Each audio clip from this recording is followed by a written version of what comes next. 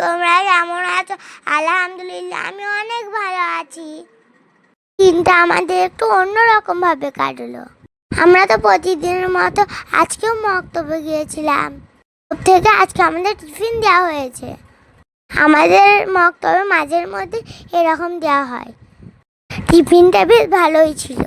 টিফিনটা বিসমিল্লাহ বলে শুরু করে আলহামদুলিল্লাহ বলে শেষ করে টিউশন চলে গেলাম।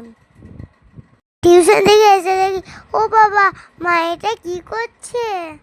মা তো আমাকে সুযোগ পেয়ে চাপিয়ে ঝাড়াটা ধরিয়েও দিল। মাকে একটু সাহায্য করে দিলাম।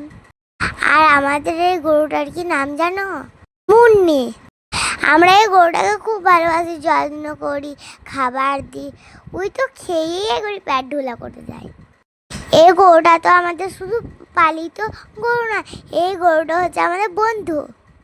তোমরা কে কে গরু, ছাগল, হাঁস, মুরগি ভালোবাসো আমাকে কমেন্ট করো।